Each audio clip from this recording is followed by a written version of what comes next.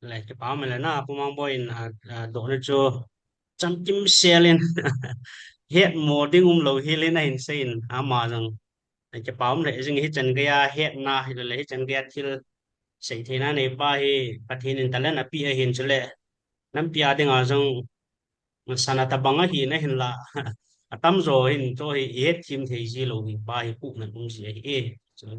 tu in pi tara in question ni cho lung sit tain hin don bu la pa min pe David nong zoom sak dek bảo thế lo nong sa pau khoa poi mo hi identity hi pai de pau siam lo hi lo pau lo hi lo na thai di su ke kha infa la khang kya bo kane wa ke bat kanu nè mai te ko ha à to pi ko ko tu phải vậy language phải vậy pi chứ chú cái này lâu mà thằng pi khả năng chỉ ta bằng khát chú chú cái personal là hello na pi ko chứ lo chú chi nang pau lo chi à à à cái thằng pi khả năng ấy vô Your question is, in spite of knowing a language, you don't want to speak Zidane again. yeah yeah chứ No. chú So, yeah, so but why boy? Cái uzu out ừ thế, phải đi bao để thấy, phải đi cái hi cái identity với phải đi số mo. Thì ừ ít thấy đi số, tua khác cái bằng không, cái bằng Zoom meeting không cái bol giang à khác, tua khác thà đâu bao dominate, cái khác phải thà đâu bao xiêm lo. Bằng giang cái gì lẽ, cái này cái bằng exposure thà đâu mi to. Ki thuang ngay lo interaction nei lo amount to bang jaga sile kan ne ki pat class 12 ka hi sorry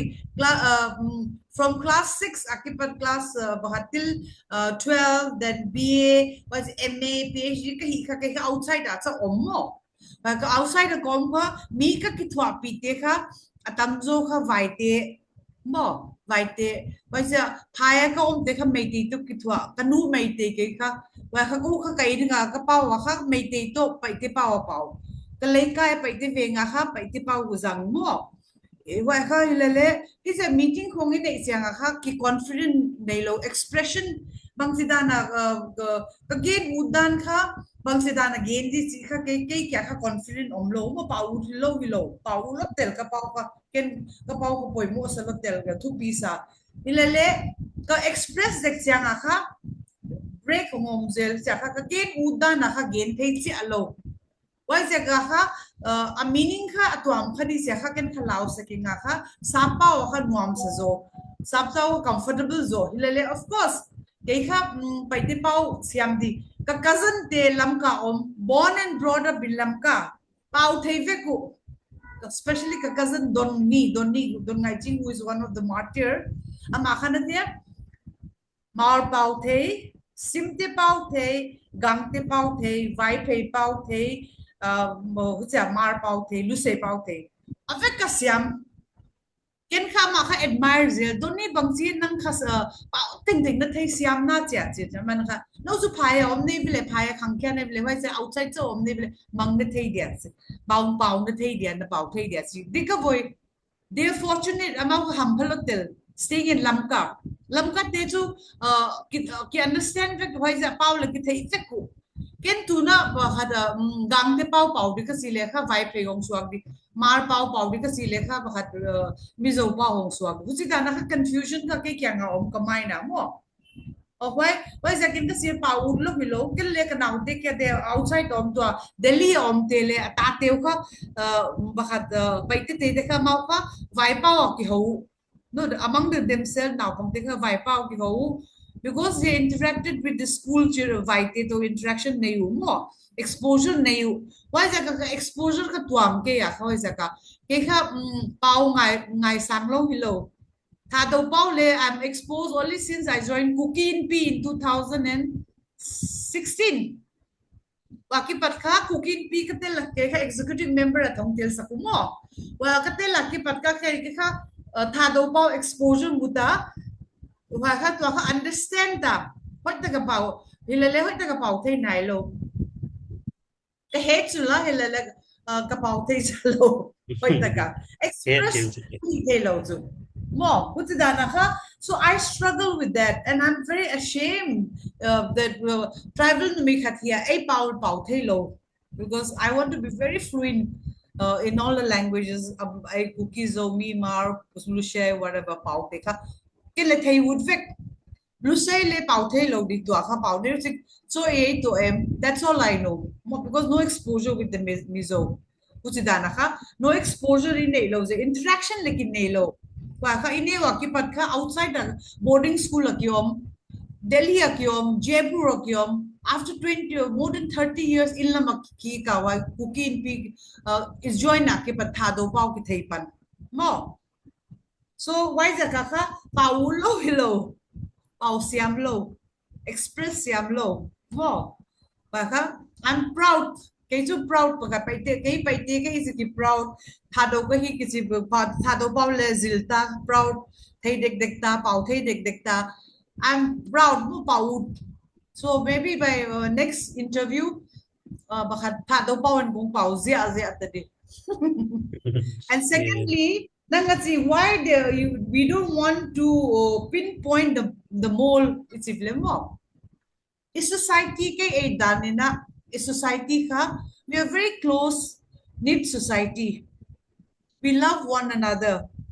We don't want to betray one another. I don't want to betray you. Tuna David in Tilkat hi hiale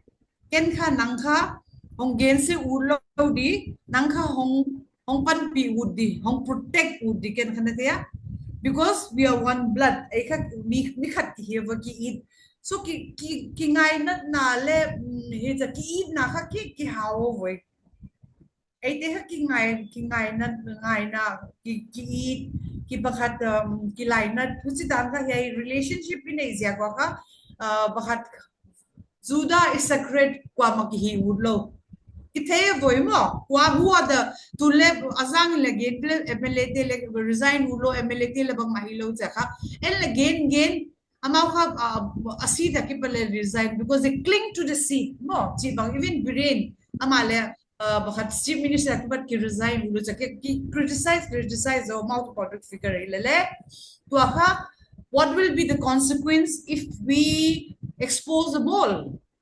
mo tunka now social media yet le chu to kha viral ta video nyai hong that dik ka hi na nga di hai bullet omsa hi che hong kha ki gen mo mi khata di na thia damki hindi ke le damki deta hai to kuch da na kha ki gen ta hi le ai kha we are peace loving society, we love each other kichi ba bang why jaga kha we don't want to expose you, we chance ki pia mau ka to correct themselves, correct yourself nang thil da hi kha diklo hi mo kichi ki gen chu ki gen ilale chance ki pia 1 10 times 20 times chance ki pia mo why zaka kha bang zaka si le why zaka kha ki expose ulo ki pinpoint lekha en kha tuna can have gai kha YouTube ka public domain avoid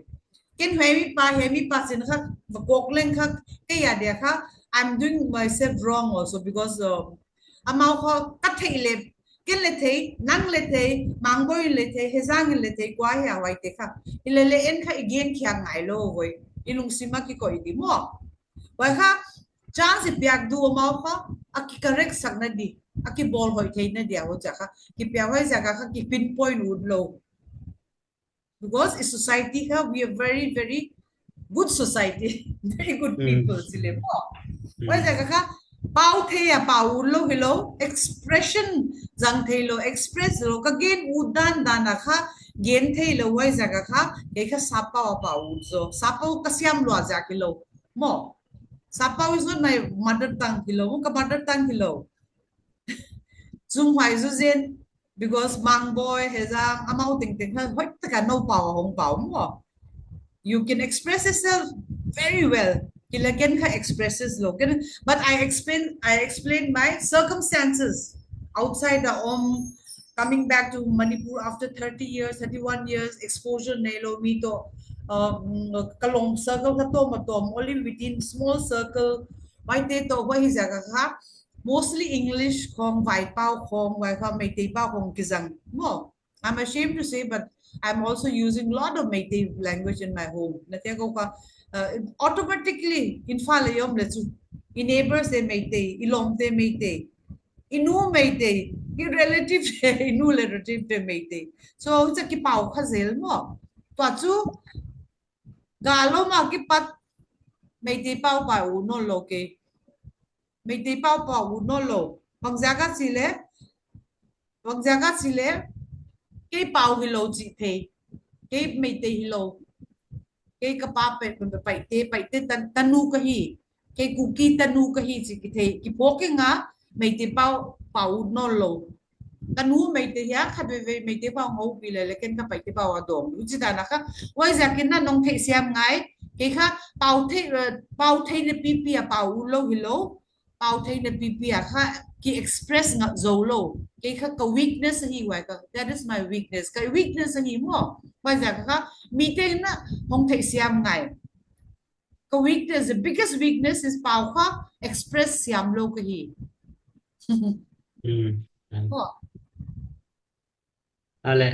ke pao min koi sa nama sa pa so happy ke zo ke ki tim won na ji jo ken alham pia jalhanga hi dong da na ke ki gele hin ele personal jo hi pon na e gen te na in batsa na dinga ke bong chu pe te ho la kom tai le thà đâu bao thuồng lần chun à hiện thế đi chơi vàng à bây giờ bao thua thì lúc đó các thua cũng tệ tệ na thế bằng cái này in là ngang cũng bị cho đi na lâm cả lão na để cả nó bằng à nhiều lâm cả lão hòn tuy buông là phật lệ bây giờ bao thuồng lâu ta bằng na thế bằng à cho thà đâu ho rằng nhiều lâm cả lão chia lệ thà đâu bao thuồng bệ sẽ lâu tí khả năng cũng mental khả năng cho hết perspective mà cho cần đó thì bởi na ya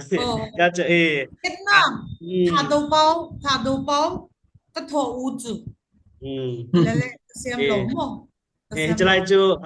question cho cái frame đàn cho cái tip lâu gì hiện tiền na cho lại cho ờ ngày tâm cái thu min à chỉ I am cho misunderstanding you can à question understand lỗ cái gì vậy chính cho hiện đàn này à chỉ cho ít bao giờ ít thôi cái số cái ít gì chứ vậy vàng cho ấy mà ít bao bao chỉ cái thôn gì lâu na bao nhiêu khoản cái bằng lâu lại dùng phải chỉ bằng khát gì à chứ na kan doin question kan boldan ro cho hong di lo kha in tin singai dam kan thu min bi jong le a đừng concept ngừng na a concept ja ki ừ he do thawin cho hi in tuin po tuat do na ani na pin che hi le e o hi cham na dei te peace loving hi lo zia mi thil khat bol hi jong cho point out ki bol lo wa phat ki pi jing ngai lut na dim de ti cho ai ho sai ti va sa na in ki pao min tu in pu he jang in ama na pan ki la ki pao min te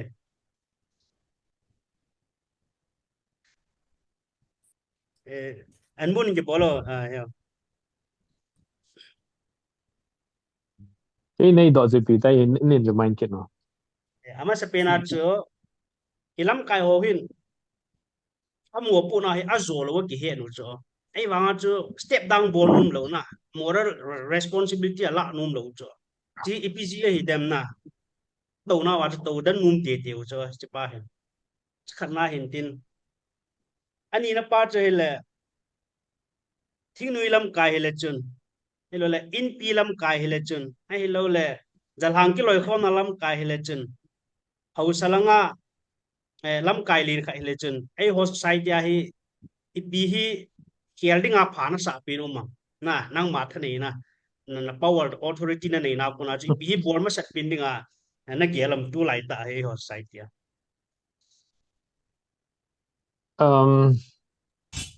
chỉ họ chỉ có đoàn bận mà sang in pi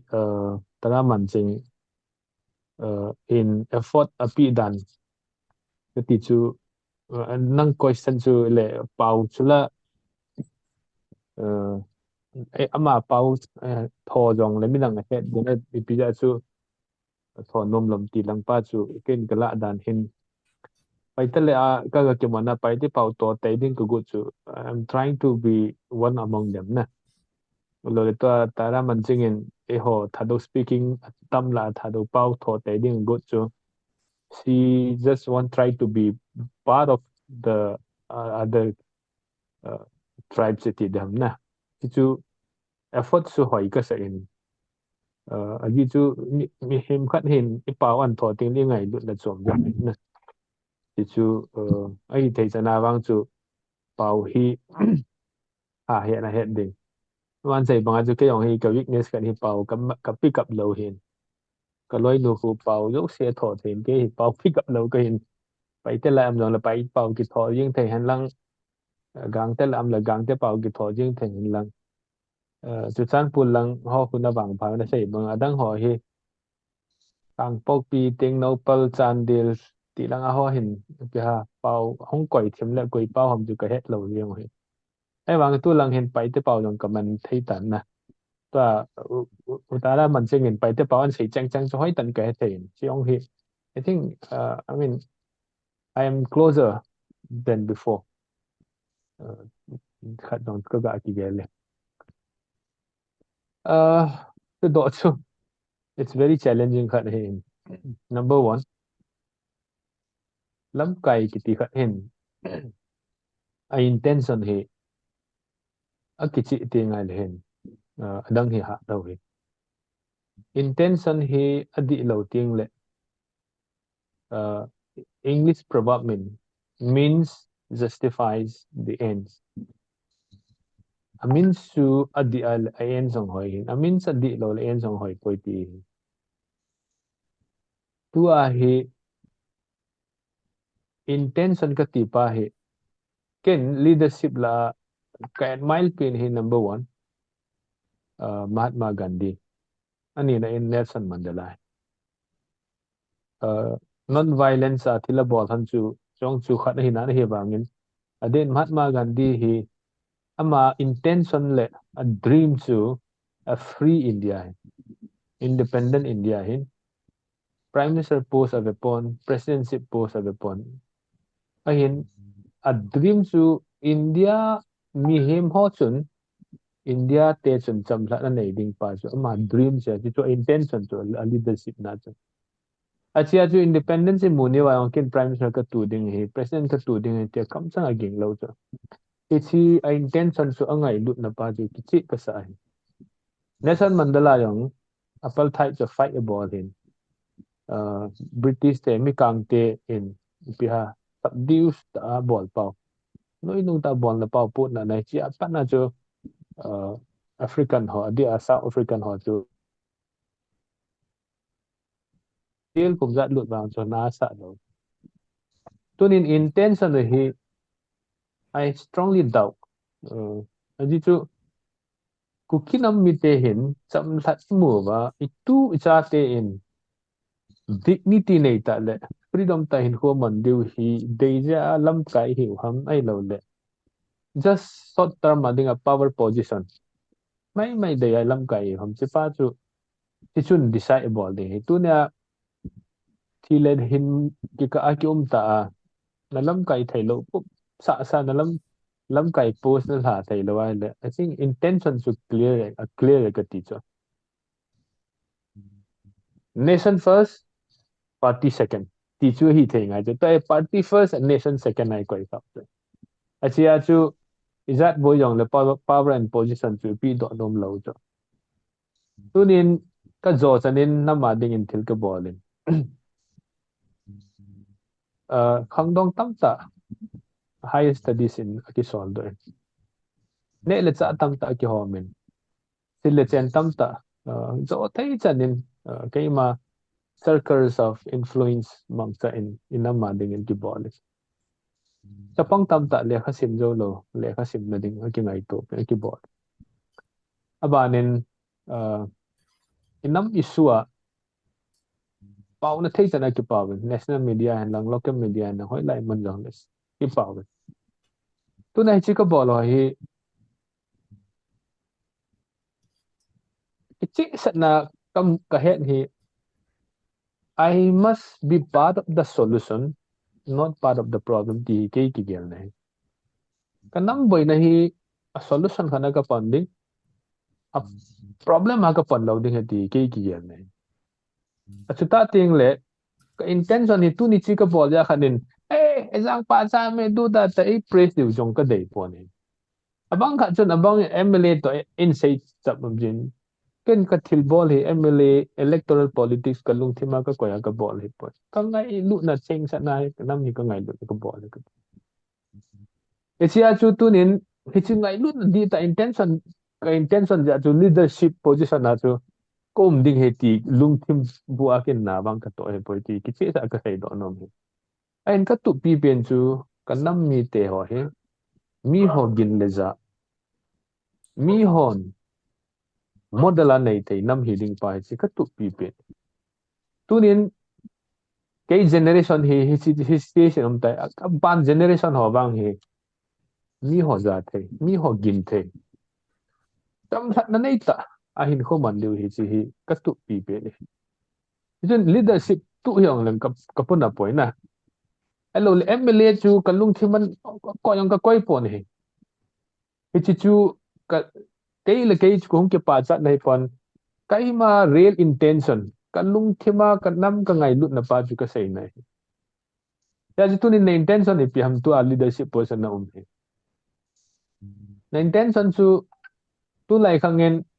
CSO lam kai hung hu yang he ultimately pi ham electoral politics of na CSO lam kai tu chu tu ni chia kalam kai le ni khating le election ka din le mi hon in day sa in ti jong hi chi intention na chu CSO lam kai hi na tu yong dam ta me cha chu hi chi ta bang ho chun nam hi lam kai ja ting le hi chi nam chu ipiha hi chi nam chu lo thin na nei lo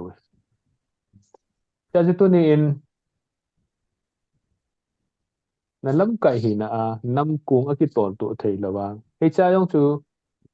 ikin ka tol to thei lo le non no hong tol ta bin ta tol thei space a pi thei lo wa le chu ti le ama chun nam chu amina anam mina put hin nam ngai lu ta ta he poi ti hi tu lai khang hon i het diu hi chi sa nai lung thi mai ki koi diu nam tun jong beu te koi hin nam ngai lu na kon gala sa nam ve bin amin jong pha lo ai het cho ke cho amo ja mi hon ai gin no amo ja issue min a ta sei chi tu la to ta bang chu nam ngai lu cho amo chun ki bol hi han lang du ta ni na kyum jong le thei chu la i pi ja chu wa i san step to la ya kin ka sei jing ken khat ve jong ka ho lim nan na dot na thal cho nam pi adinga ki hin so na nam pi ven na ding hilo le pi ja thal na dot mam ka ti e pi ja na thal dot chu na so pi na thisan ki ba pi ho chunga tha dinga na dot mam ka ti nam ngai lu ta na ya nam thal na dot ma le chi thal na dot chu na nam mi adinga ki le sa pi um ta ha chu ti lo le na nam mi adai ki cha nai tunin Indian Army ho imu le ki lung mong chu la thal na dot mo chu la police commando mon la ki lung mong lo cho tu ni ong iting noi mi ho chu thal dom ho chi mu niu le ilung mo nong thei ngai chu la ikicha na wa bei ngai cho am ho imu le kicha thei wa le di lo mai cho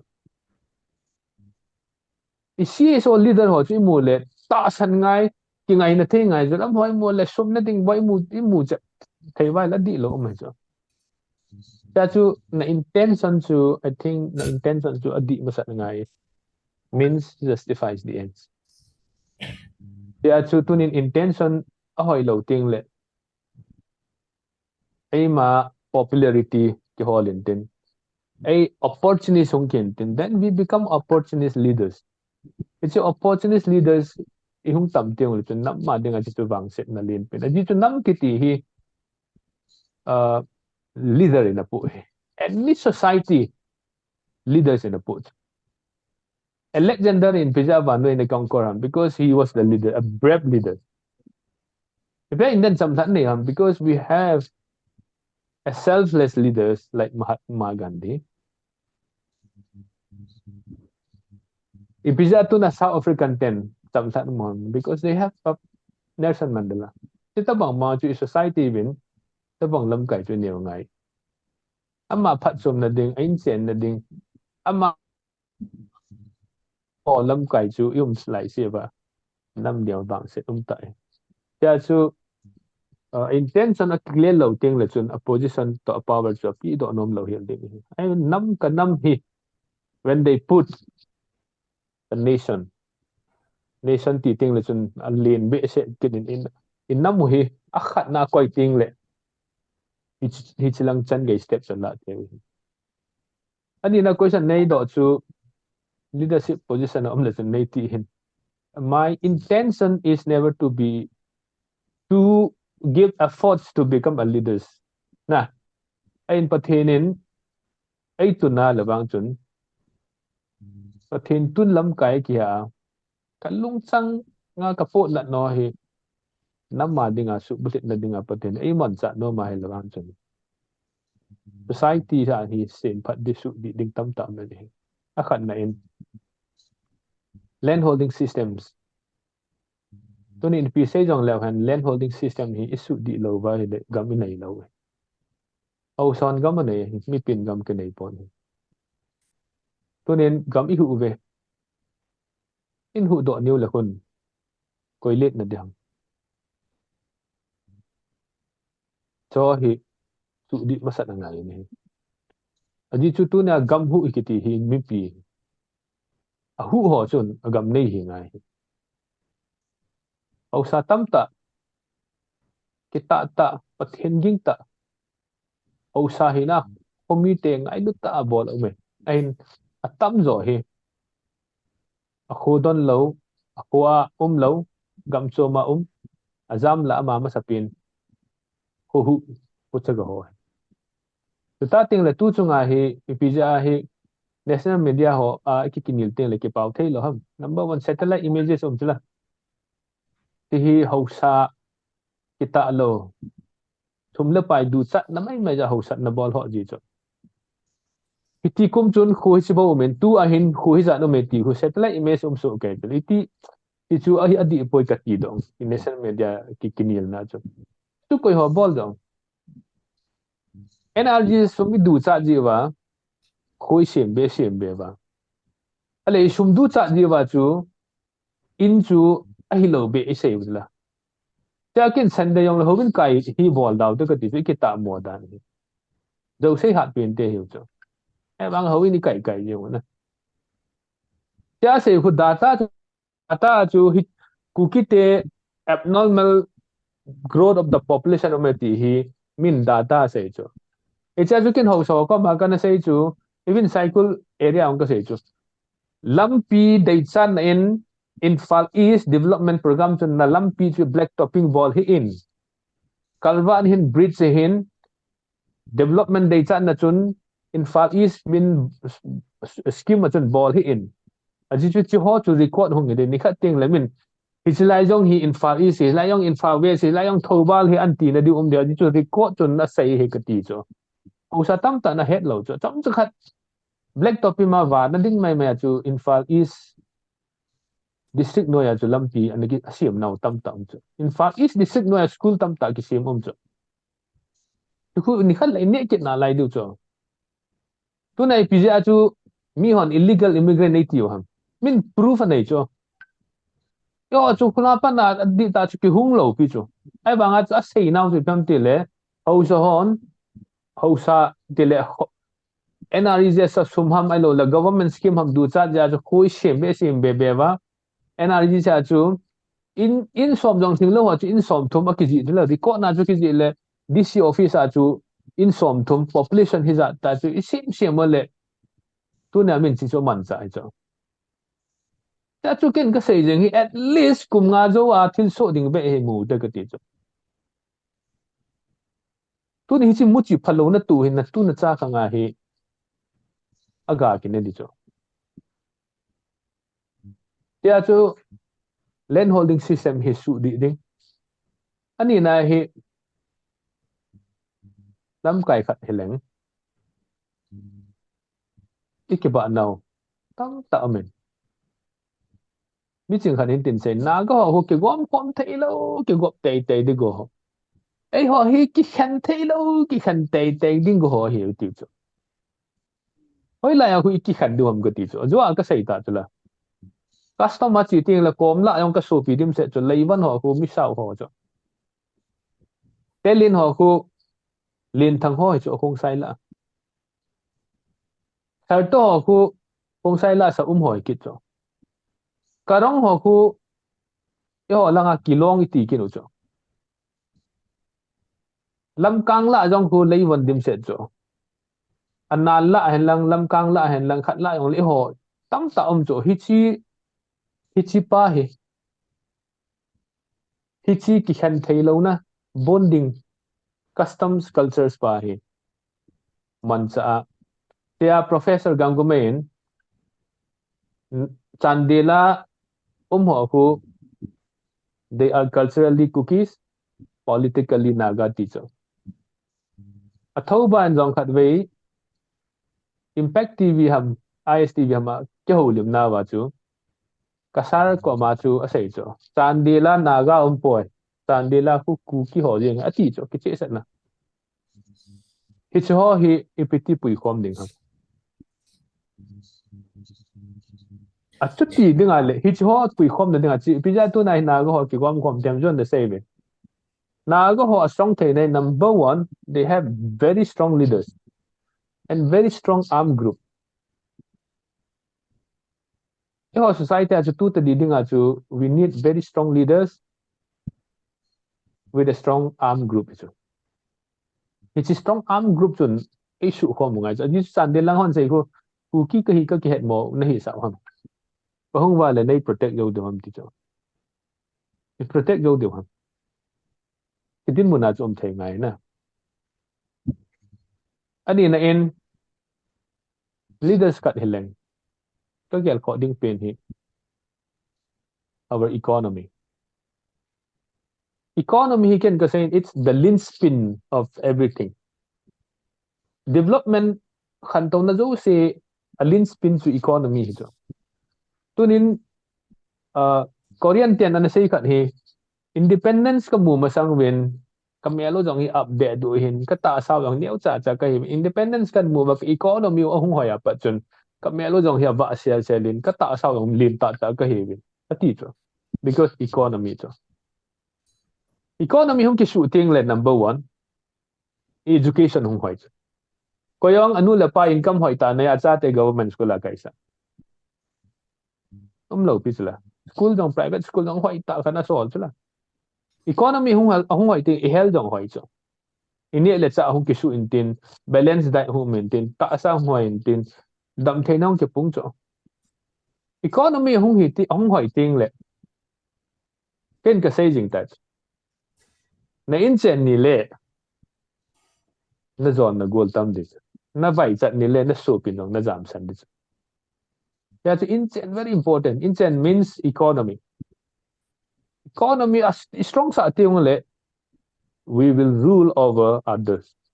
to na india hi ko na rule ni sa ong modi it's not a minsa economic giant hon ai rule cho adani ambani tata to na rule about cho but I'm a very small population here cho cha economy hoi to ta ting iwang phat now he ken ka sai jing tan ka muntina ka sai hi Jeremiah bung som ni laku chang som la khat for I know the plans I have for you plans to prosper you not to harm you to give you a future and a hope tichu ahin tuna pathenin hichi gal hi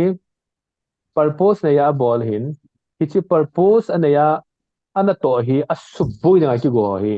achi nam wang phalo din because koi ham pathin plan subui na ki go chu pathin talents ngam chu koi nahi ho tuna pathin hichi ipui pa te na thisana in the same to history politics su pathin in issue hing pi win tunia isay tawin opponents or challenge I don't call them enemy ho hin pathin plan hi they are challenging God's plan ti pathin plans challenge ngam ho ki ti pathin challenge ahin ti pathin challenge ho hin tu te diding as a bol phei da nam de ewa nga chu chi tapang pathin challenge ngam ho hin nup tol chut lo de na a generation na bang phalo de he ko ham pathin mi chang khoi khanom khoi ngam cha chu ประเทศนี้ก็มีจังคอยตีอาเขาใส่จะไบเบิลไลประเทศโตกุนขัดแต่เล่นบอลกันพอจะน่าหวังขัดเราดูตัวนี้เอเชียชู leaders ขัดจุน I think he must have a very clear vision a vision คิดเช่นนั้นเลยที่ vision ปัจจุบันอดังฮิโลบิจูอันนำปุ่มปีจูหัดสาดิงอันนำปุ่มปีจูจำหัดสาดิงอันนำปุ่มปีจูขันโตสาดิงที่จู clear vision เฮงไงที่ปัจจุในยังไงนี่ที่จุนเฮลดังดูสิชวนกบปอมดิงตัวนั้น country อาขังโตอิติหออามาจากที่หอคู leaders with a very clear vision ในหอตัวนี้ vision อุปหัมขัดห้องเลยขัดอิเซย์ขัดห้องเลยขัดห้องกิจเราโจกิลองดอท leader กิติชอนเอลำไก่จีวะฮิบอยโจ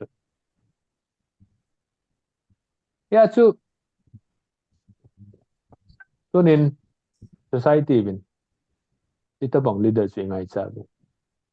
and I'm challenging the self-proclaimed leaders ตัวนี้นั่งเสียมีขัดละมินอิชินัมมีเตหีแกกินเลจาอินคอยดิวนำ leaders ขัดหินนัดตัวงานละ opposition นั่นงานละเหละอิชิดิ้งจุนมินนัดจ้าขังอินอามาอันนั้นลำไก่จะตัวน่ะเกี่ยวหิตีก็หิเวมีหิตัวน่ะหิจันกับพระหิตีหิเซตหิดิ้งอุมินจุดที่ละว่าอามานั่นจะอามาจีอาตัวน่ะหิตาหิมีโนยชากุมอันตีข้าดิ้งหินโลพิมหำกติเลยเสร็จจุงหินโลกิติจูอิทุสิมามีหงกิฮิลดิ้งไปหินโลหิชิดิ้งอาจจะเห็นไงกติยิ่งจนตัวเน้นที่แพลตฟอร์มมองใจอินตัวเน้นกาลดินมันอ่ะเห็นเป็น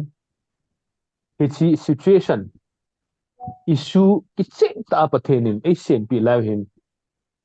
let's hit the iron while it is hot Yeah. Yes. ที่ชูอัสัตปนัยแค่ว่าไงอัสัตปนัยแค่เหล่านี้แหละตัวน่ะท่าขัดลุดนั่นดิจ้ะห้องขินนี่แหละท่าจะขัดลุดดิจ้ะตัวน่ะแค่ผ้าดิจ้ะไอ้คำสั่งอาโซเราดิ้งอยู่ช่วยจงเละอัสัตปนัยแค่โน้ตก็ดิจ้ะจานที่ตรงอ่ะนัสตาอินัมสิไปหัวหังสันหอนนัมสิไปหังสันหอนนัสตานั้นตัวคิดทิ้งเลี้ยวจุละบอลจมเลี้ยวให้ดิพี่ใส่ดิวไอ้ก็ทีกำดิวตายสิสร้างจนกิจจำเต่าที่มินกิจจำเต่าเต้แต่อันเก่าติ้งจนไอ้เด็กกิใส่เทจุละกิจจำเอาเต้แต่มีเก่าเลยไอ้เด็กกิใส่เทแล้วจุที่ situation ช่วยมันจะเต็มไงก็ติด and leaders who cannot capitalize God-given situation I think that's not a leader ตัวนั้นที่น้ำมันจะเทแล้วว่าเลย leaders นี่เราพิจ please step down จุดที่เราประเทศนี้อัปลันจูขัดนาอามันเทจูโซเลียงป้าจูอาเขียนดิ้งเดวิดจูประเทศนั้นเสียมจู time เลียจูเดวิดจูอะไรเทงไงจูตัวนั้นที่นั่นลำไก่เทแล้วเลยประเทศนี้นักเขียนดิ้งขัดเสียมจู give space ประเทศนี้นัก space นักเขียนดิ้งเสียมมาเลย space จุดพิตังนั่งลงนับบังพัดดิ้งน้ำจังบังพัดดิ้งจู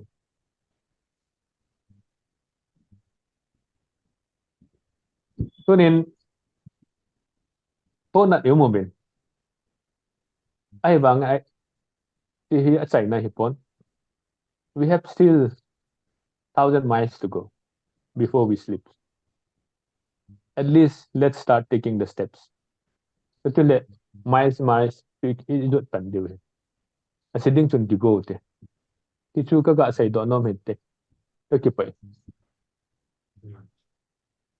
จะเป้าเป็นผู้เฮซังอากูนินดอกนัดเตนิจู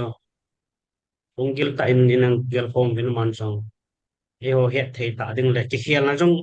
เทลูอินเอ็นเซย์ดอกอินมาจงอ่ะสังแต่อินจะปาทุยเซย์เป็นตัวฮีลอยเดียวดอกนุ่มเนยขัดเนียโอมินอามาโหพาริปีเดียวเห็นติน anh chú chu speaker ho lúc na chim se na se na dingu dei sa na zala time frame jong lo hin bile tu hin do na nei num ho in nó khonu hin dong vin lang question chom lam ta brief ta in se within he the dolin sta le don ko na hin piting speaker hon jang minute thum ai lo le minute li khel lo ding in chom lam ta in do don ko na hin piting in ka hin dei sai ne he oi ta bang do na bol no uma le do na bolo te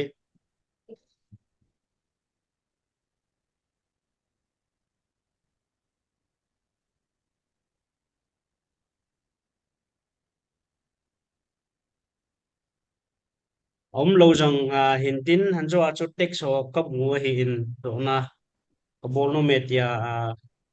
tek sen bol ji wa chu khaning ham ka ti hi in speaker ho jang ai jim ma ti ngo hi ta in question hi exam kan hi cái này là lại cho hi cái kia là lệ akit ding le achum bi out topic chum bi ajang boarding ham tiang hi lungial omin thì jong le alo thailo khalani ho hi ken vial no num kinin a pi at tara khat ve hin dong kinin kating dana igen ma bangena common goal ne iya common goal pen kha separate administration union territory with legislature kichi ya hilale ai kom kala ohai common goal tun theina dinga kha pan kila theituan lo mo ku che hi ja kila common goal pen kha digest thelo hi tia mo chi kalung simin o ma nang ngai dan bang bang lam bangin ngai dan ne ya ti pen he pi pi te thei siam ringin hun hun gen le chini ka dai ka dai sa ya Oleh siapa bahadi i common goal luka separate ide luka separate administration to UT kizi hilale public ten tha he ka thailo bangjaga sile ye an I think noi mi temo su group ten ka against ya ko ya ai gil MLA ten against ya ko ya mi public te kyale proper information le polo kwa ya movement ya itu a movement ka pai pi te ka kwa ya who was spread it who was leading the movement chi like telo we all confused ak yo om na ya movement to omsi and kai rally khong pai ting ting we want separate administration we want unit territory ki ko hilale the inside integrity asunga ombanga he kwa kwan lead dia kwan again dia kwa to ki ho dia chilebang makithelo tuna MLA somten ki ho bi hi chilale ama kha ai kyam gen wa ya hi ja pha ja underground Pusailen and again Zaxaka, we are hoping for, we are trying for a union territory. How? Why? I mean, integrity, how and what? Public then kitelo. It's like a herd mentality. Everybody is going for separate administration. Yes, it goes to why because after we are separated from the from Infal Valley, what we want is separation, total separation, and to have our own administration. So everybody, even this youngest child, 3 years old to the eldest 90 years old person, they will want that. We all want that. Hilomo, hilale, who's leading us? Who's spearheading this movement? I'm also confused myself. Like confused. Mo public till confused with hilale. Idimana hi check kiko. So we need a proper strategy. Strategy ho itakhatin nahi ngaiwa. Why ten lead hai, why ten responsibility la hai. Chika why ka demarcation like bang mabolo. Why takina a leader di de lamkai ho kisi mo leaders kine hilale why lamkai tengin silo boy. KSO tin sai student tin sai ya numay group in sai ya ay kile SOO group in sai ya MLA tin sai ya kwa saya chile ke thelo mo is everybody's common demand hilale assigning to the person who's supposed to take responsibility. One group or one somebody is not there. I mean, according to me, kaya nga ito adana mo. Adikya, Mm. Eh, my Insung. panelists, we don't know. I also want a separate administration. I want the political solution as soon as possible. How do we go about it? Who's responsible? Bangaya strategy nothing is spelled out properly. Sunga kinana hanga bakat gab amin di tu nomenclature ka kaya i-goal ka bang si achieve di ka paman bang hat silo. That's what I feel more. So we should focus more on the strategy, what strategy we should use, how we should apply it, and how can we achieve this. Ipang if we can get it, we can achieve that if you want more. We can demand that. So, 1.5 years, and the pressure center you have neglected us for 1.5 years. Are we not citizen of India? Neglect cookies out. We are in a limbo. Our life is on hold now. So demand but we need proper strategy now.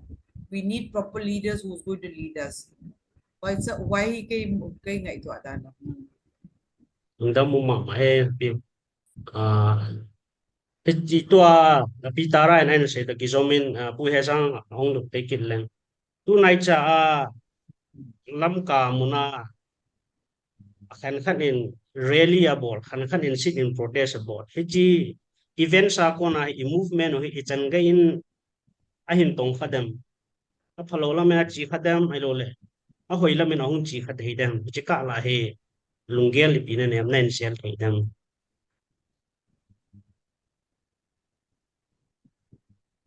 Mood kila do. Yeah. How it is a goal to kibang him exposing Birin's audio leaks. Na, ibol so benal so my ball and I wanga a goal to release yung chun Birin he perpetrator hin the main architect of this current violence in Manipur to expose a ball hin. I see in protest ball on so na mama so hin. But it's very shameful. It's a shame. I will repeat, it's a shame. Common platform kat nai chi com thai lo to it's a shame. A goal to kebang nante. Which one is more important, your goal or your platform? I think bigger picture pa he kiboy pite hen lang ile. Kadihin sila nga it's like it's like a tussle for supremacy. Nang ho sa kyon kabol te ti tabang kiso of na kat hen it's the gala to hit tabang to za sa ta mi pha lal na. Kita ting la mi le hon jong ai tot nuk na tao chila group dong ba social media dong. Mi le hon they make mockery of us. Somebody's are saying another protest or rally somewhere, someone says this and that. If you just do chỉ không thể lo chứ giả sát ông tại coi hele alang lang alam kai hot I think so he ki gel phat hin chule hardliner hi no hi tu gala hi koi do ngai ji chu isai bang wa chu common enemy ne hin si common enemy chu sát điều chu ngai chu sát khom điều sát khom lo ba jon ka sei tan ki tol khom lo ba le sei sa khom điều hi ki tol khom chu ngai a ja ding a chu ai pi le differences quite a similarity ho hi acceptable to a kalson khom ngai na ki lungdan ta hi so philosophy yung ki to mo ting les thu sei ha chon het khalo mi kina la sei no mentin so philosophy hong kina ting le thu sei a sei ha a ja chu hitabang space ho hi ai thai chana speed lo to ani na chu su mi lo du chu ai ho ki ka hi there will be always external forces to divide us. Isi hi jong hitan kipan hi. Asia chu hi chi external forces ho enemy hon hi chi ho chu mangcha I ho ki ka la sa gu an se ding pa he ti thei ngai he ti het thei na ding a chu pathen ko mang chi na ki thum ngai a de sa na he ai ho he ki dang ka sa he 16 ki hi a pathen pakai ji son sei khu ngai dam hi thu pi cho lang han a chu langa igal mi te chu tum chom ko te ho ki ka la ina kilung nuk mo naw ho ki ka la ina ki het khil naw iki ngai dam thei lo pau he ko lai ta chu Christian ka he ti hom ti chu what is the point of going to the church and opening the Bible every Sunday and singing and raising your hand and saying hallelujah na hing na kom ta min na tha kom pi tha chi mi dinga min na gut pi na su pi tu ma sanga su khel na ngai dam thei lo le ipi ham mi bol ke ka lung dong chu zo mi hon khat ho ngai dam thei khat ho khat ho su khel ngai dam ki ngai dam tu phat ta chu ta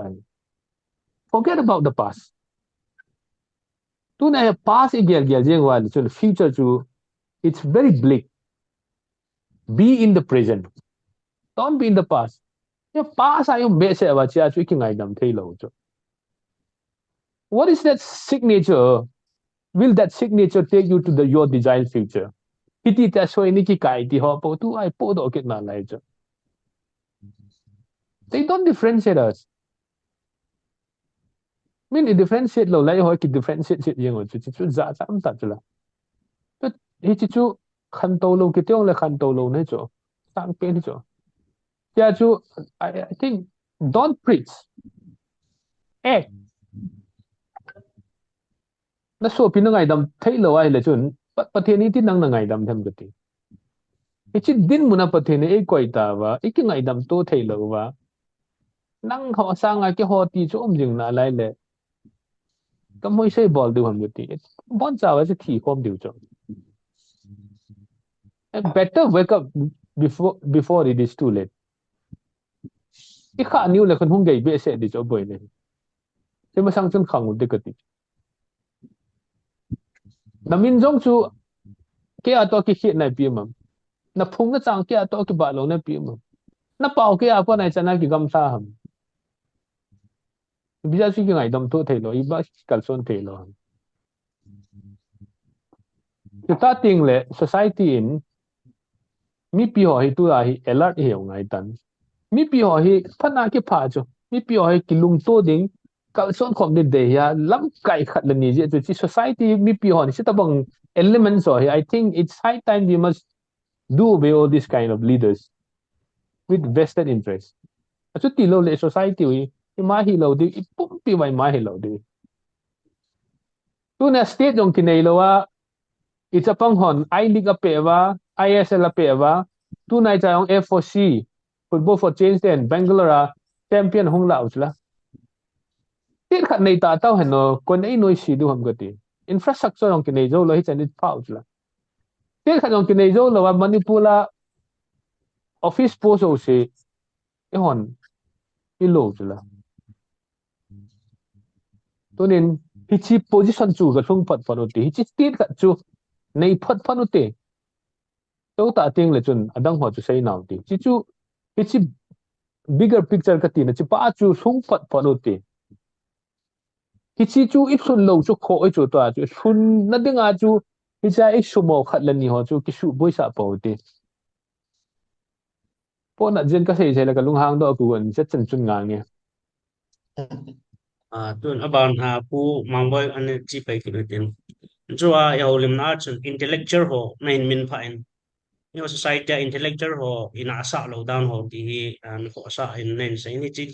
intellectual ho hi koi ho hi za ta le society hi ti man cha a chale society khan do ni dinga hi chan ga hi mo pu na nei pham ti chok nam ta in hin sai le chu pa mu te chi ken kan se na he tu lang lang wang hen thu pi be se dong chom ta pon he ti cho chom khat lai amy times go sam ki to man ma si ki to sum kon ki to newspaper hong len lai dunga chun ni thing noi ho when thil khat amo party chum chum ho ki do na hen thil khat lang khat lan suna lang khat lan su kin na la e chi pha la chun newspaper lo cho ini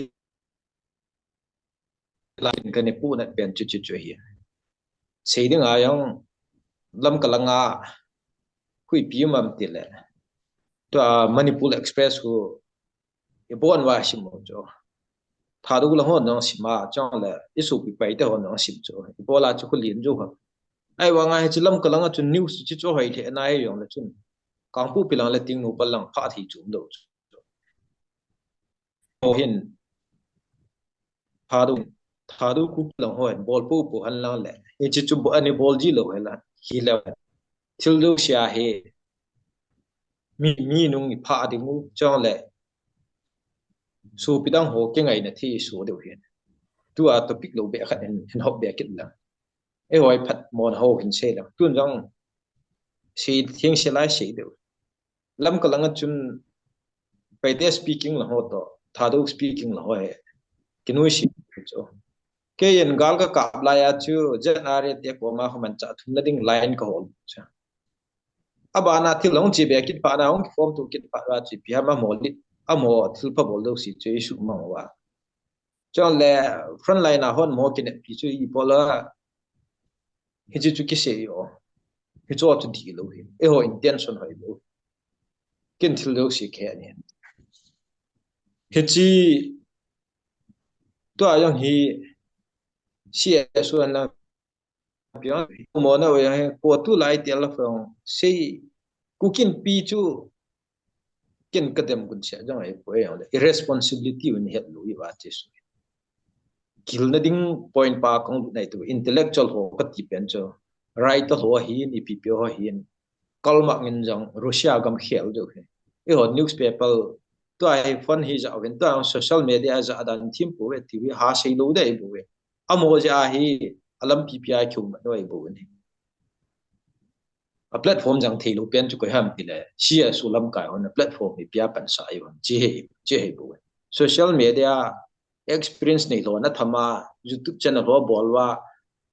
lang subscribe ho nei wa hi choi man cha wai pen wai bu ai cho akuna thil he wai bu a platform mang cha thei lo CS ho so ai ji bu ne cho le lam kala chung chang ai ken ka sei nu mo tu chung buya chu chin hila ka chiwa chu singa lang lam pi hu ko ho cho ai wa nga ho ti pai mu lang lam pi hu tui la dung ge khon ma nu choi ko la lang adi nga ho sumunga e pola ki sim chai lo lang mi ram chi na ding khu lam pi nu ma num zo bo cho lang khat hu pol la bo cho ai yo le chun langa tha do thing noi mi ti ding ho chun party tam na ka chu tax he lo lo la o le company thi ding pha na chu isu pi ho langa ho ke ko wa free a to sa to a ho langa ho ni chiu to bo cho to ayong ki challenge tu hi un ka ti lam kalang sa lang si hung ki leng la kit nan lang le kui bon ne khe khan lu wa chang le lampi bon ki sim do thei lo wa mi yo rama ku nai su pe wen lampi ani kho sa yi wa ni hung ki pulu na ai chi lampi hu tha du lo hon tu pha pu pu la chun ma ho la pai te ho na bo adu bu cho lai kang pu pi to lam ka ki ka ayong hi chi yong hi distance chen cha khat ni cho ki phat sa ta get do sia sum ka pi le ka sum lu si be cho sang thamam ka ki pa lam yu rama chi ta trak khuti ti khu kuni ja dal lam chi hui mu thi e ho pha ga siu hello te e power lu hi jang ki le power lai pu responsibility yo ya he ju lam ka chung changa ka hi no ye ke mo nu si ti to lo ding i phat na lai cha chaw bu chi ki pu do de wai pu ni chong le David the gong thiang chu kin ka gyal do om cho wanted kan ha alaya hi lam kalanga yong ko nga hicilaya chu forest issue area forest issue hi all manipur tribal union ten simnel ka bol go do cha itu isu piu paite speaking ho ko ma chiwale zomi council hin jong le ipi tiu tam zomi chief association ho hi amo ko ma chiwale a welcome cha so pi mar lang ho thu sei chi pi ham a ki bol jo si tha do ti le le ka loi pan don chi pi si ya tha do te ang pan le ni le no na to kha thu tu ku nia hi lam kalanga pa te speaking hon jang na de bol ta pem na de u chung sei tau na ki fulfill pi jo de hai jo lo thang ama wan kin ka la chai le u cha ni ki na in thil ki chu nin apan pi se ya thil ki chu thian lo de alin pan hom khanin lang aneu pan ki han ma sa na ti hi chi chui bol ro ngai bu che ho apply de bol ngai chu to ayong ki buine ho i ma chalo the bu chu ken o ju piar song pat fulo khan gul tu lang khan thop chai to lang a hin ting tong tong hi chi chai bu lam kalanga buin ho he mun ti ka sa yi lo de ti pai muk lam pi i khat bo ma chun lang khat lawan bol han tu chung ga la he hoi lang is du he chi chu ki challenge tu bo i phat mo na yong he witin i phat na yong he witin a mo sang ta ka do na chai pu ai ho ka su pi ha mo yong to a bum wala chawa ai ha le ki tu mo na ding ding a sim be be wa chun pathin no het mai ding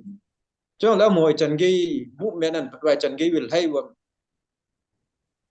lam za thang ki sa bangin kain muna ku nen sui khat ka yong la hun na ding hun go yong le ka hun sa da mo ai pu e a mo nuk tal chu kyang zat sa ya ka bol do mo lo pi chu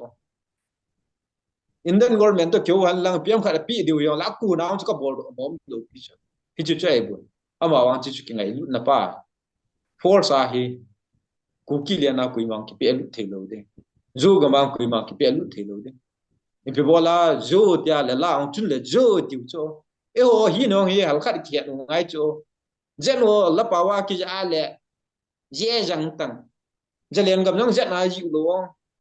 jalen bu hong zet na ji lo zo gam mujin na sa tang chun jalen gam mujin sa zet chu pai te tia da na ngai tu yu a chu chi ta pang lung put te chu ku ni ta san du ham ka ti cho kin ka sei chu piam la pa ong ni pa na la chun jalen gam ki ja khalu pi la pa wa te si la pa wa politic bu na zo ki ti chu pa hin amon zo ki ti chu zo wa su wa yong la chun similarity chu ko kom de ta ka ni se he chu chu ko ho na bol tham intellectual ho ni bol diu sun da e pi ong za dang ya iti ki su khom mam tiang khu lo ding che ho hi bu cho to ai in mun nam le ho ai chu pi da de ho noi le si na chi wa mi hin da ne de hin ken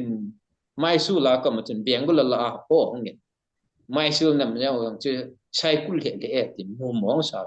mi kam chen lu lu si de phoi lang nga na mo chi na na ki sa de wai bu lai dung a chu anum lai lai ki lan la ki america ka mo ai pu de i gam le nam mi sim de wa to intellectual lo hai na a bol do adi sa dang ai pu ni pronunciation po ai pp po boy pp ding ai pu america english pola ki a pa chung lang o si ham ngam da thao America English do la America civil service na ga hi du be ha la ya chu correct and correct ji gun sia na chu nai ka du ha e pau ying bon hi da bang a tho do thing ki ma hi zo cha cha lu na ding lung thei lo a chu mi na bo lam ti mu zo hi America English da ai bon America te jo e ho pau hung si ding zo tu ding ai bon mi car cha lo ki pu mong sa ding ai bon e kyo wa yon le alu thei lo a chu English ja sa de ken yo am chu tam ta ka sei thei um cho ai yon le e pa wa ko hol bo cho hi cho cho ai bon hi chi intellectual ho hen in society u sim na ding a he e ho akun mo mo nga e ho originality pa he pu do di wai bo chung le tu a his lam kai hon social media YouTube channel ho ai ha le pi pi ho chapang ho na pho pho bang wa he CSU lam kai ho na platform chu na man cha the kin biren no chu FIL bol ka ti chu na bol mo am ti chu kin ka bola la ku kin am pum pi ne wal chu la khatwa FIL ka bol chu nga yang chu gum thana ki thaman pe nai mana jer sunga ka tu pi bu chu min inu set chu la e viral ko bola le tu chunga an chu wa nu in news la ad tabu chu la ya na ki zot zot wa chu pia ka na legal department ng tam time lo ong a process siding chu la alla la la jail na de ti yong lo ki chu la hi chu thil si hi ti dai tia le evidence um chu la chi ki san bol thei lo wa chu pi si yong kin ka bole ka khu ang wa lu kit we NIA ong ni kuin be san ka su pi le kha he lam pon a ching la am pon kel cha ka kai wa la chun ku kin am pum pi ni ne neu ta lu do ong ai chu chu ka ki cha dai pu tu nin ayu a pu he yang an si tan aman jong pha sa si choกูกินปีจุยูเป่าเนี่ยรอนนั่นติดจ้ะไอ้ว่าใจน่ะไอ้ปีโซกินน่ะปีอยู่เสียลงดิ่งจุงอ่ะเฮียจังมาแล้วมาหงไปลุเลยแดนเกี่ยวจุงอ่ะลำไก่ติดจุกินอามันลุงน่ะตาทุนสิมาสาวกันนี่จะอาใจตับอี society หินนำไงหรอขัดจ้าดีลูไลปีจุอี society หินอฟิกาลสายมองดีลูปิวส์เบียมติเลยทิลขัดสวาเลยเอหัว figure su na ding cha ku na min he na ding ti za dang ten wang chum athu sa ho experience ni so mi het so chamana thil se sa lam kala english team uni wang ga tin pina bol wang press conference athu na sibla na vel do danu chula na lung tim wam chu e pawin express bol tang e pola english an ni gelwa ta na khatwan ho confused chi wo e pola chu pronunciation puว่ากี่ปุยดองไอ้จ้อยอาภาดูสิสุมองจุละปรามุดพออะไรคุณนุชนนจัดน้ำปีนอามันไม่หีเป่าเกี่ยละไม่หีเป่าคุณน่ะ expressible บุจุละนี่พอละจูอังกฤษเดี๋ยวสร้างอาทีมดิ่งเดียจูจูน่ะบอกว่าห้ามงำล้วนไอ้เป่าว่าไอ้เกี่ยดิ่งอังกฤษไอ้โจ้คำขมาเสียดิ่งก็เดี๋ยวนี้หัวไอ้ทีมวาลิสอากิดว่า interview ดูหัวว่าเขาเรียกหินชินอยู่จูไม่หีเดียทีมหัววาลิสว่าเวียนสีกิดอยู่จูฮิจูใจบุกัน intellectual เนี่ยบอลดิวเป็นจะดังไอ้ปุ้ยเอโอ originality อ่ะดิ้งกำดังอ่ะที่โลจะเอโอกำมา apply บอลดิ้งฮิโลปีจ้ะเอโอกำมา applicable จีเทลมาดิ้มจังอ่ะมั้งจ้ะจิจุลุงที่มือฮีเลี้ยข้าซิมฮี service มันดิ้งไอ้ปุ้ยตัวอากินกับบอลฮี service จ้ะกันน้ำมาเนี่ย service กับบอลฮีจ้ะจีตลกป้าจะ service กิตโลปีจ้ะไอ้ซับมา nation ก็จะเลยกันน้ำมาเนี่ยนักตัวจ้ะ IPS IAS อีกป่าพิสูจน์เกี่ยวจ้ะ IPS IAS ส่วนปีน่ะบอลพิมพ์ที่ช่วยจิจูบุตรตลอดมุขนี่ความสุขเกี่ยวกับกินในความรู้พิจาร MCS official จังนายจับพงจังยินครูลิจัดมันนำคดีสาวจ้ะนั่นตลอดมุขจ้ะลากขัดสังสมบีอาจ้ะที่ลิจัดที่ปุ่งโดดเทียมรู้พิจารณ์กำซึ่งซิมนั่นเองอะไรข้าซิมดีไว้บุเฮจ้ะจ้ะกิตานาอินนี่ดูอินนี่หิวอะไรจุนซึ่งเล็บไปกำซึ่งมาซิมดู intellectual ก่อนทุตาเลลฮกาวาปทิมอีหูดิวทุเสียกิจยองให้เสียทีจับขนุนให้จ่อยองเห็นไงรู้นาทุเสียด้วยบ่พิกลทีนั่นดิ้งเลตเตนั่นดิ้งอีพิมขนุนหินนั่นดิ้งอาจจะจ่อจีบ่ลูกเฮลดูตัวไอ้กำวินังไงจัดจุกำสุงอาดิ้งอามิชเนอรี่ไอ้ให้จะเสียงพัดนั่นดิ้งอาจจะอีกปีนด้วยบ่อาจีจูอีหอนเอ็กซ์เพรสบ่ลงอาเฮเลี้ยข้าโลกอน expression บทที่โลกจิจูเฮ็ดอีดูไอ้หอนเฮ็ดมันว่าจูสังตัดvocabulary พูดออกดูยังไงพูด simplest form ไม่ใช่จีดูเป่าดังเรื่องเฮ็ดจูก็ใช่นู่น intellectual หอน be original นั่นหินมองป้าจูขัดเวียนมี culture ที่ปุยมังสาเหวมี grammar ที่ปุยมังสาเหวมี vocabulary ที่ปุยมังสาเหวอีกคำว่ากูเนี่ยทิลซีมุแต่ที่ป้าจูก็ใช่นู่นเนี่ยจ้องแหละตัวไอ้ตุดิวเปลี่ยนใจแหละอะดังไอ้ปุ้ย intellectual เฮ้ยไอ้คนจังจานะพิวหิตินทิ้งนุยโอสังอาทุปีจอจูอ่ะหมอหิวทิ้งนุยจูกาไลบุอันนี้ก็อาทุเสียเหลี่ยดิ้งปิดิ้งปิดไว้อ่ะหมอไอ้พัตตาไอ้พุ่งลูกดิวเฮ้ intellectual ก็ชิมลูกไลบุตัวเนี้ยมีนุมีปานน่ะไม่สู้กับนั่นแหละนั่นลุงคำจูพี่นำติเลยดิวฉันพี่ปัวนั่นปุยจูไอ้ว่างeconomic หลังทีมไอ้หาอะไรปีจีนั่นนี่หัวจนกำสุงอาจี school หัวจัง end of the year issue บอลพามีนุมีปัจจุบันเฮจี Nagalena heti in tuition fee on pun la ya heti study met la et jet na pulam hon chu chu gya olo pi chu athu wa su ko the lu chu ayon le a chinga thim je mo chun cho cho het su ke bo we a mo ding ai ma cha hello e hon ni bui na chang ki khet lo heti a chu le kha si mo yong tai mo ding ai po yong i sim pau hi service mu ding sim po tin inam sap bol na ding inam a na to na ding pan simu te ka ti he chu chu thung ki pel tan hi yong le hi chan phi yang ta ki pa cái bao mình u mang boy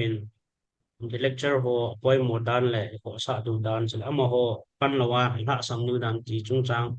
aduk na het thei ding dor tai na him sin ke pa thu sein tu in a chaina a heta in pai ta bang speaker ola ka sei lo ho tan au me lo le last words ti ding ham na thu dong ke bol na lai lo le ho li mi nei na wa na to kha lo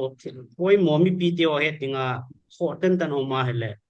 chom cha na minute khat cha he jong le phat la pe pe ding kan ye she poi pin hi jong le na ko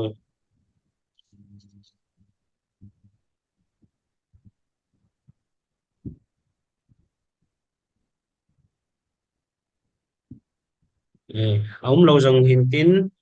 vì lệ phát rằng ông gây sáng tạo cái hơn in speaker zaum ta pi tara hi in chale pu mang boy pu hejang sao hi in ni lum kia cái tối thầm nào là nunga lung gel thu ta in gela ke ho limna phát cái cha mi pi ho het thei dor chale tu zan meeting a chu lo na pin sukuli thea damna bitna na nei uvan a phat te ho na hin to zalvin the bridge thakelin ke pa thu ken sein sta lang le pathinin to na lam chiwa namang cha jing peo han lang nam sung le gam sunga dingin ki khial na in su sa te dingin ka taw naw a hi in tu in i phat zo siu a ke pat lang chun in langa internet a ki su lo si in dei bungin in a ke pan thei po vin hi zong la a chaina hi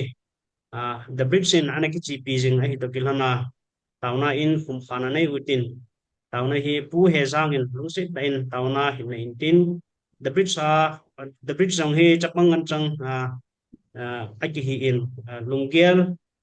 thu ta lo le pi sing ta ma ba na to ban te wa yong cha jung jung thein ring pathin hinga china het na jong nei pu pi wen lang sta le nam sung le kam sunga ding in tauna nei pi le chu ba min te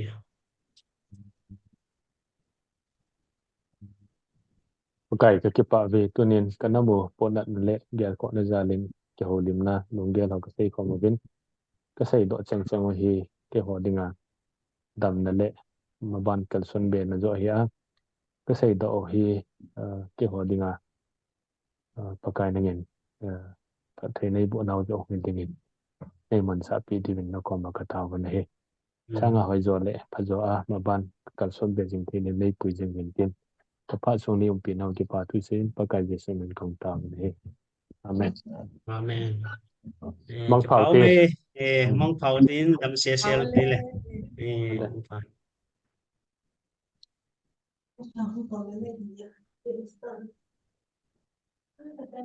hấp dẫn